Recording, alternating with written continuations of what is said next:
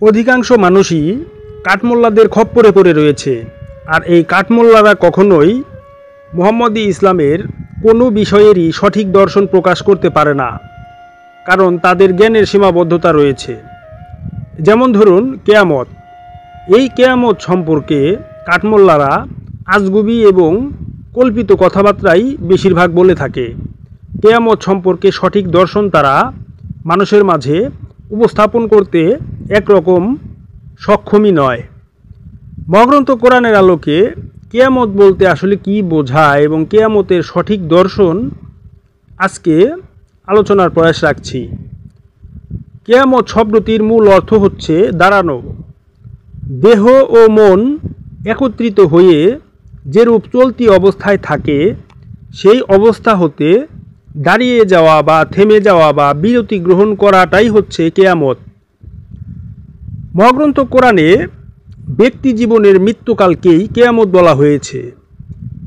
সার্বিক ধ্বংসের উল্লেখ কোরআনের কোথাও নাই। যখন আকাশ, পৃথিবী, পাহাড়, সমুদ্র ইত্যাদি বিচলিত হয়ে যাবে, এই জাতীয় কথা কোরআনে যেখানেই বলা হয়েছে সেখানেই আসলে ওটাকে ব্যক্তি কেয়ামতেরই উল্লেখ রয়েছে। সামগ্রিক ধ্বংসের উল্লেখ সেখানে নাই। একটি নফসের নিকট হইতে সমগ্র বস্তুজগৎ যখন ক্রমশ বিচূর্ণ হয়ে যায়, তথা বিদায়মুখী নফস নিজেই সকল সম্বন্ধ ছিন্ন করিয়া বিদায় গ্রহণ করে চলেছে।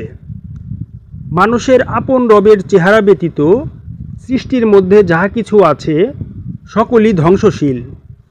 যে মানুষ তাহার রবের চেহারা অর্জন করতে পেরেছেন, তিনি মৃত্যুকে জয় করেছেন এবং তিনি প্রকৃত জীবন লাভ করিয়া চিরঞ্জীব হয়ে গিয়েছেন।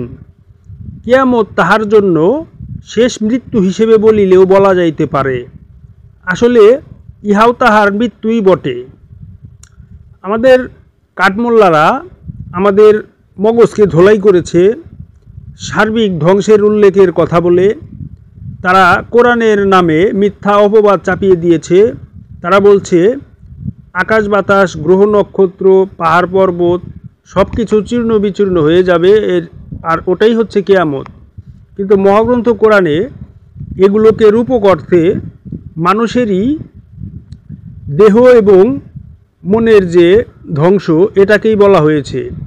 ওগুলোকে আকাশ, পৃথিবী, পাহাড়, সমুদ্র ইত্যাদি ধ্বংস হবে আর ওটাই হবে কেয়ামত, এগুলো কল্পিত কথা এবং এগুলো সঠিক কোরআনের দর্শন অনুসারে সঠিক হতে পারে না। তাই আমাদের সকলের উচিত মহাগ্রন্থ কোরআনের অনুসারে কেয়ামতের সঠিক দর্শনটাকে অবগত হওয়া এবং এই দর্শনটাকে মেনে নেওয়া। ব্যক্তি জীবনের মৃত্যুকালকেই কেয়ামত বলা হয়। মানুষ যদি একটু ভাবতো এবং অনুভব করার চেষ্টা করত যে আমি যতক্ষণ পর্যন্ত এই পৃথিবীতে বর্তমান আছি ততক্ষণই আমার এই দুনিয়া, কিন্তু আমার ধ্বংস মানেই আমার কেয়ামত। আমি যখন এখানে উপস্থিত নাই তখন এই সমগ্র কিছু ধ্বংস হয়ে গেলেও তাতে আমার কিছুই যায় আসে না। আর এখানেই একটি বিরাট রহস্য নিহিত রয়েছে। যারা জ্ঞানী তারা ঠিকই বুঝতে পারেন, যাদের বোধশক্তি রয়েছে তারা ঠিকই এটা অনুভব করতে পারেন। ব্যক্তি জীবনের ধ্বংসকেই কেয়ামত বলা হয়, আর এটাই হচ্ছে কোরআনের আসল দর্শন।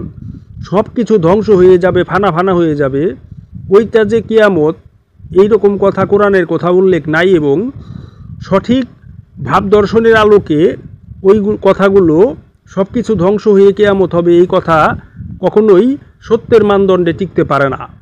প্রকৃত সত্য কথা হচ্ছে এটাই, মহাগ্রন্থ কোরআনের আলোকে ব্যক্তি জীবনের মৃত্যুকালকেই কেয়ামত বলা হয়।